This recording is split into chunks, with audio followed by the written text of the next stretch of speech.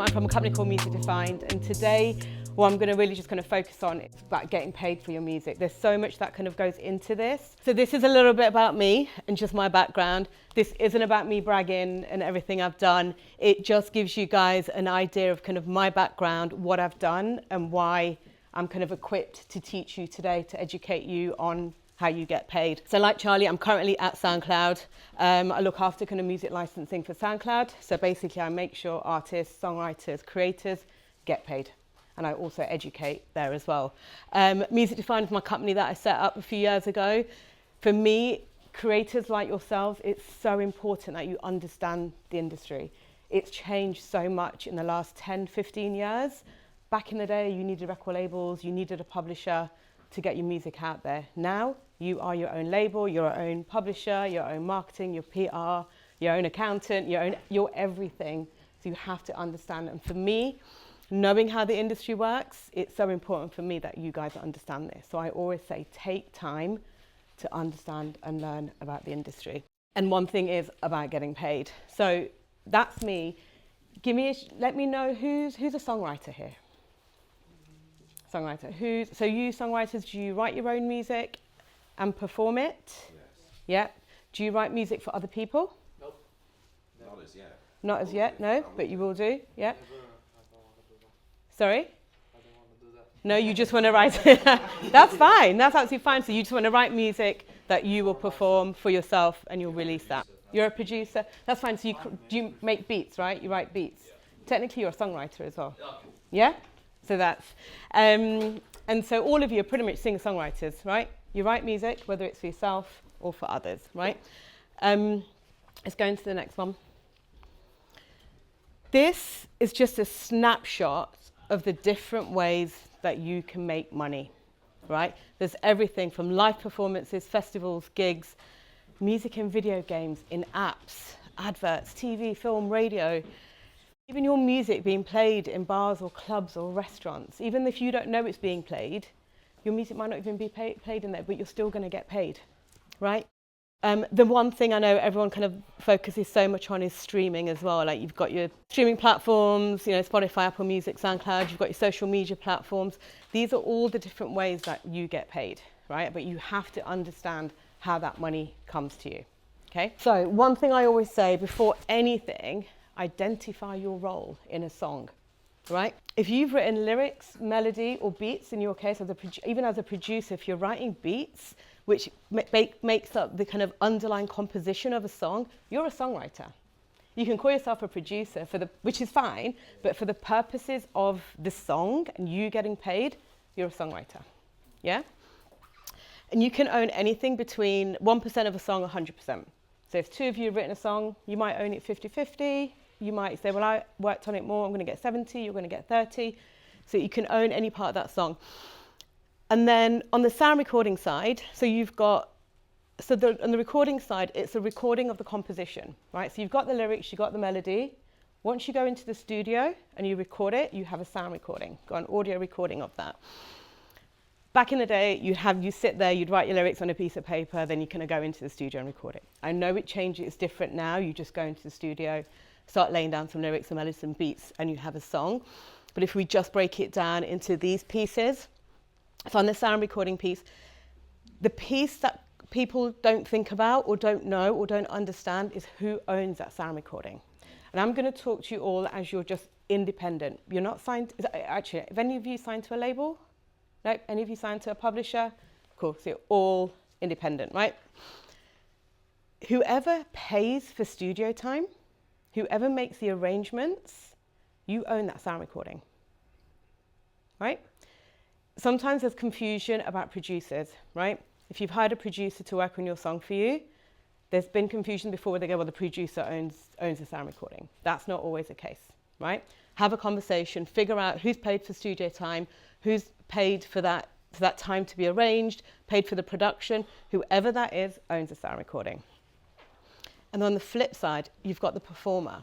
If you're a featured performer, so you're the main artist on there, or you're a non-featured performer. A non-featured performer is somebody who does the backing vocals or plays any musical contributions. Even clicking of your fingers on a song you're a non-featured performer, you get paid for that, right? So always figure out which role is you, and then you figure out which societies, who's going to pay you. Out of all of you here that are songwriters, who's released music? Right, you've all released music, you're all songwriters. Who's a member of PRS? All right, who's a member of MCPS? Who's a member of PPL? All right, so those of you who've released music, who are songwriters, and are not member of PRS, how are you getting paid? Streams. Streams, how? If you're not a member of PRS and you're a songwriter, how are you getting paid? So if you're releasing music out there right now and you're a songwriter and you're not a member of these, you're not getting paid, right? Why? And also I will say to kind of when I speak to creators, why are you doing this? Give me, why are you doing it? Why are you making music? I want to make money. You want to make money, yeah? Which is absolutely fine. Anyone else? Huh? You want to make people dance? So you want your music out there so people can hear it, yeah? 100%. And it is, and I think when I speak to a lot of creators, it is that they want to make this their career. They want to do it full time. You have this passion. You have this creativity. You want to share it. And I think the beautiful thing now, as much as it comes with its issues, you guys can do that. As I said, back in the day, you needed a label, you needed a publisher, you needed a PR agency, a marketing agency. You needed someone to push you, to elevate you. You can do that by yourself.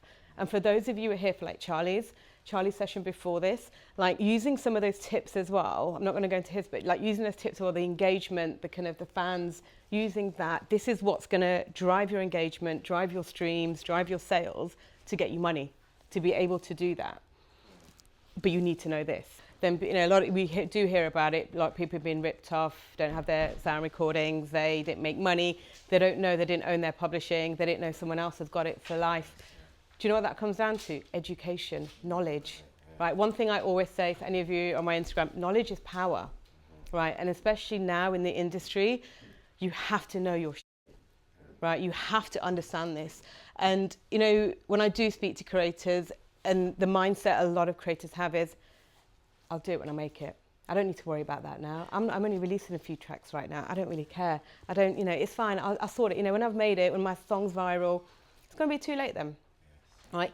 Getting all these little bits of, you know, it's admin, it's boring, I get it. But laying this foundation is what's going to get you making money. And it's going to get you into this habit of being business minded as well, kind of thing.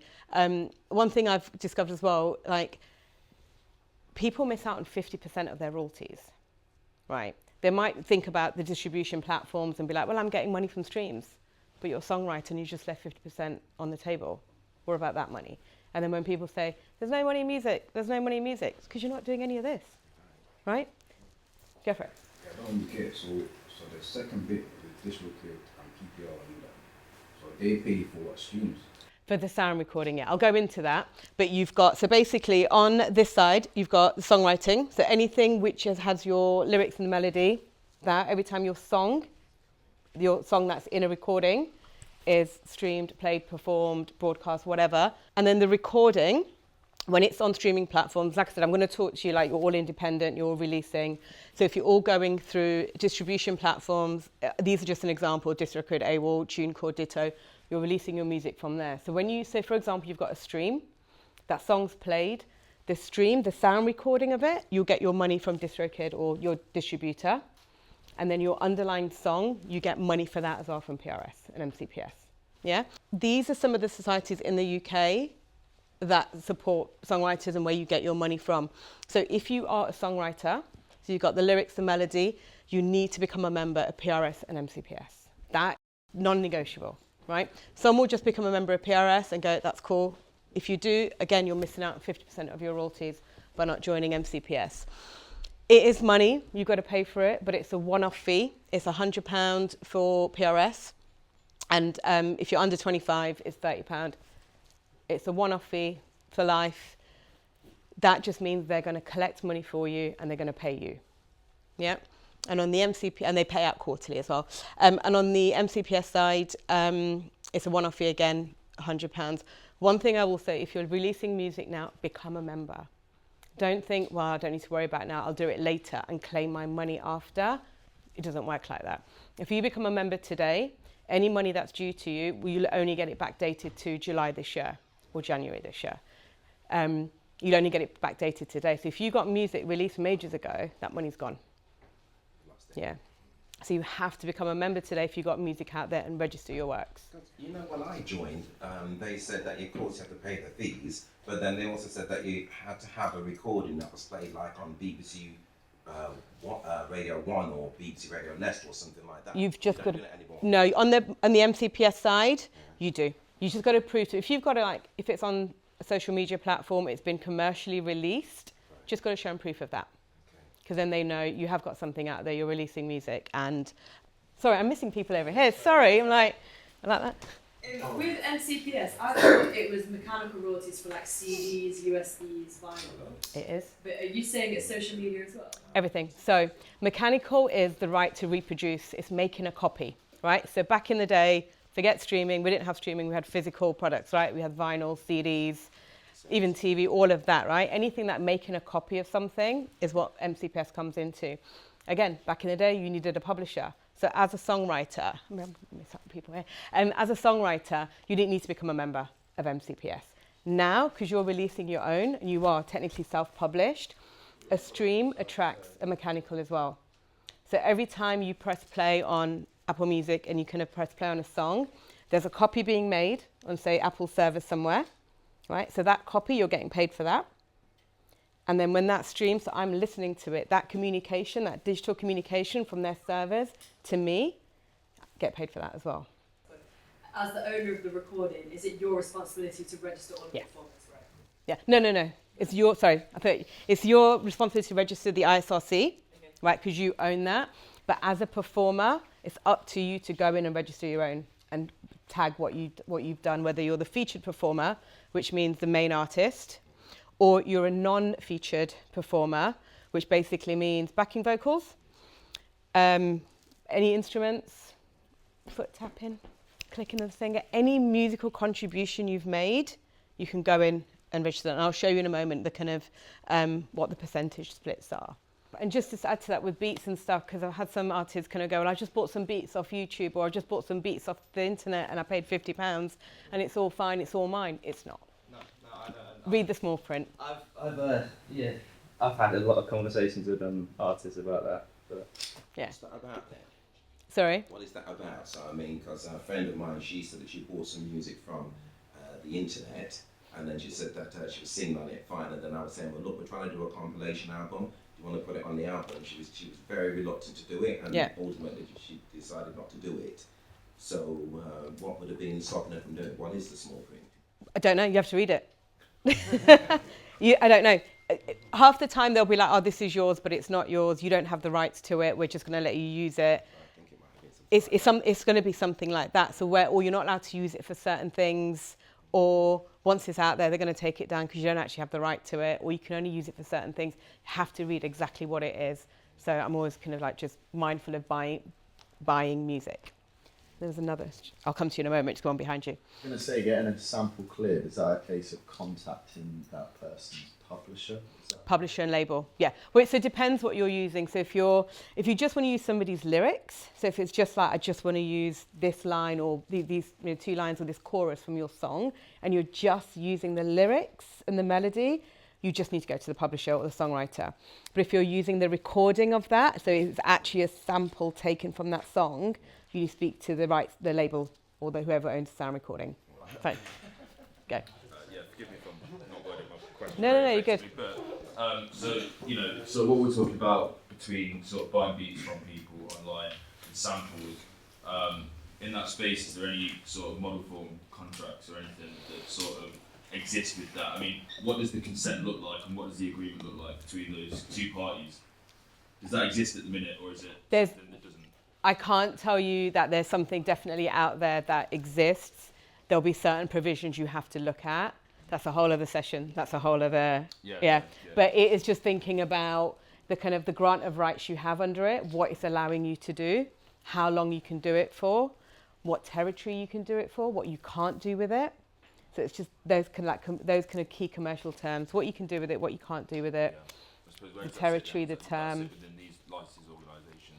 Say that again. Does that sit within the licensing organisations? No. Not with these, no, because if you're buying beats off the internet, you're whoever you're buying it from, that's a separate commercial agreement you've got with somebody else. It's like me selling you something right now. Yeah, no, yeah. It's exactly like that. Cool. Yeah? Yeah, thank you.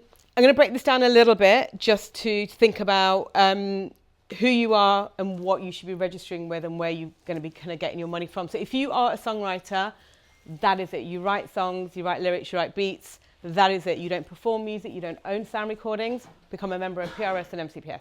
That is it. That's all you need to worry about. If you are a songwriter and a performer, right, so you just perform, PRS, MCPS and PPL, right?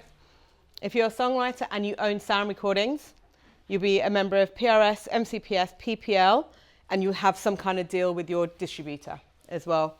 If you're just a performer, you're just an artist, you're just a performer, whether you're featured or non-featured, just PPL. Performer, you perform and you own sound recordings, PPL, DistroKid, or whichever distributor you're with. And if you own sound recordings, you just own sound recordings. You don't songwrite, you don't perform, you just own the sound recordings, just become a member of PPL or whichever distributor you're kind of part of. That's where your kind of money is going to be coming from. This one.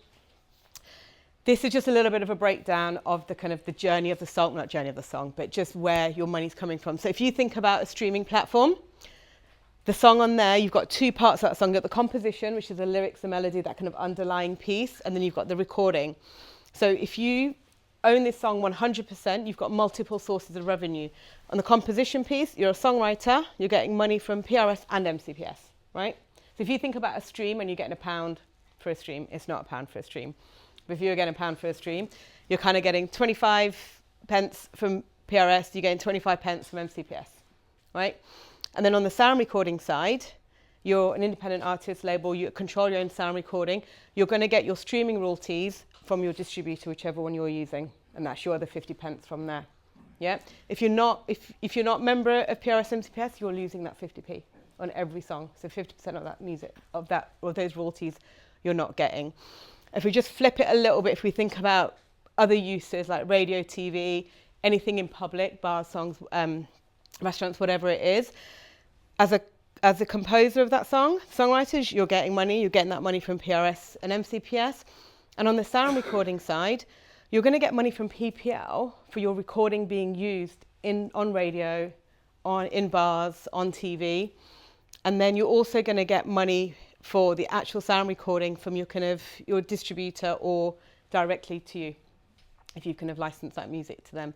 So this just shows the kind of different revenue sources that you have for one song. You know, I was watching a documentary about Taylor Swift. They said that she's made $1 billion just by doing music, nothing to do with any, like brands of perfume or clothing or shoes or nothing like that. Just by doing music, over $1 billion, right? So she must be very, very tight on all of this then, right? Yes, or her team is. She probably doesn't know about this. She might not. A lot of artists don't know. They rely on. There's also that side of it as well. Say again. She's re-releasing her music. Yeah, she is. She owns her own masters. Yeah, that's a whole separate thing when it comes to sound recordings and the re-release side of things. But yeah, and this is why I say, like, it might sound a bit of hassle right now, and you've got to do an admin, you've got to fill out forms, and you've got to register your works, but this just lays the foundation. So if you are releasing music right now, you've got tracks out there, there's money due to you. Right? Even if you play in, like, if you do, there's, on PRS, they've got this license called Festival and Gigs. So if you're playing in live venues, or you're playing in festivals or anything like that, for those live performances, you also get paid for that. So if you're a songwriter and your song's been performed in any of those gigs, festivals, or you've done that, you get paid for that. And you can go and track that. You can go onto PRS website. You can see all of the places where there's been events and the dates, and you can go in and click, I played here. These are the songs I played. So you can go and do that as well. So there's money out there. Because right now there's just, as I said it before in a podcast the other day, when the bite size just keeps getting used, I just said there's billions left on the table, and it's because creators are not doing this. So it's just, I just say, like, this is the basic stuff. Don't wait until you're famous or you've made it to do it. Get on top of this now. And understand this now, because some people just go, I'm going to wait, I'll leave it for my manager to do it. Half the managers out there don't know, right? They don't understand this. And this is your business, to hand it over to somebody else to do it for you. And you don't know what, they don't know what they're doing, you don't know what they're doing, right? You're going to lose a lot of cash. Yep. So you know when Prince basically said, once he got his master recordings back, he said he was going to let people buy them directly from his website. Mm-hmm. What do you think about that way of making money as well, as opposed to going through record labels, etc., and distribution, etc.? About that. One thing I will say, you won't, as an independent and you own your sound recordings, Apple Music's not going to do a deal with you. You're not going to be able to go to Apple Music, hey, here's my sound recording, can we do a license? That's why for those things you have to go via a distributor to get it onto streaming platforms. But if I want to use your music and I'm a TV channel and I'm like, or I'm creating an advert and I'm like, hey, I want to use your song for my ad, I have to come to you because you own the sound recording. A little bit about how much you get. Right, I'm going to speak about the PPL piece. So, I don't know if you can see that. For each song, if you're a rights holder, you will get 50% of the royalties. Yeah. So if you do own sound recordings, make sure you register as a rights holder as well. So for any song, you'll get 50% of the royalties. If you are a featured performer, so you are the main artist on that, you'll get 32.5% of that. And then if you are non-featured performer, that 17.5% gets split. So, if you play the trumpet on it, you play the drums on it, whatever it is, you register yourself for all of those and you'll get a piece of the pie for all of that. PRS and MCPS, the percentage, how you get paid and what you get paid is down to you as songwriters. You have to agree between yourselves, as I always say, what percentage you own in a song, and you register that piece. And that's how you'll get paid on that. And then with the distribution platforms, you're going to get your 100% directly to you, or if there's any fees involved, you'll get that. Any questions on that? All good. Next one. Metadata. Who knows what metadata actually means, apart from reading on there? Go on. It's identifying your song, isn't it, in the digital space? Yeah. It would be like the actual information associated with the file. So if somebody downloads it, it says parasites such and such, rather than just 1, 2, 3, 4, 5. Yeah. Yeah, exactly that. So metadata is information, right? I always call it, in the industry, I always call it kind of links in a chain kind of thing. It links you to the song. So if your song is, if you put it on Spotify, right? If you launch it, if you put it onto streaming platforms, and you've registered with PRS, how do they know to pay you? How do they know that song is linked to that registration on PRS or PPL or MCPS? It's metadata, right? So however you register your songs on PRS and MCPS, the title, your songwriter name, your pseudonym if you have it, when you're delivering those files to your distributor to distribute onto platforms, make sure that information matches, right? I know people like to get clever with song titles and have a play on words and things like that and change spellings. Be careful with that, because somebody along the line might go, oh, they spelt that wrong, let me correct it. So just make sure, so ownership information is really important. So when you are delivering files, just make sure that metadata, you've got exactly how your song is registered on PRS or PPL. Make sure all of that matches, because that's how the royalties will flow. And I'll show you in a moment just how that goes through. I think I've got it on the next one. Yeah. This is just a snapshot of how your songwriter royalties from a streaming platform come to you and where the metadata link is. So with songwriting, the platform, so let's just talk about Apple Music. So Apple Music doesn't get, as a songwriter, it doesn't get your lyrics and melodies on a piece of paper. They just have permission to have your music, which webs in a sound recording. So your label distributor will deliver that file with the metadata. So when you're delivering those files to the streaming platform, you're adding your information in there, the title, the artist, the songwriter information, the IPI numbers, as much information as you can about that song. You're delivering it to the label. User listens, Apple Music will then report that usage to PRS. Let's just use that example for now. They do it on a quarterly basis, and they take all the metadata that was delivered by the label and send it to Apple Music will take all that information, deliver it back to PRS. PRS will look on their database and match it. And they'll go, right, this is this track. They look at it, invoice, Apple Music will pay, and then you'll get your royalties through PRS. So that metadata is the link. So you have to make sure that's accurate. All of this can take up to 6 months, just because. So if you had music streamed, say, in January of this year, you're probably not going to get it until July or September. So just bear that in mind as well. Next one. And then just on the label royalty side, from a streaming platform, again, this is a little bit more easier. It happens on a monthly basis. You'll deliver your files via the distributor to the platform, again, with all the metadata. This happens on a regular basis. User listens. The platform will then report all of that information to the distributor. The distributor will then pay, the platform will pay the distributor pays you. And this happens kind of on a monthly basis. The publishing side can take 6 months for you to get your royalties. Any questions on that? No. And then the last one, I think we're literally just at time. Next steps. What I always say, just identify your role in a song. Think about all the songs that you have. What is your role in each of those? Are you a songwriter? Are you a performer? Do you own the sound recordings? Do you do all of the above?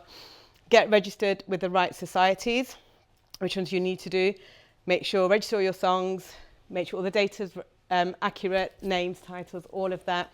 Keep a record. If you only have a handful of songs, keep a tracker. Keep a tracker of your title, who the other songwriters are, who owns the sound recording, what percentage do you own, what are all the kind of key pieces of information about that song.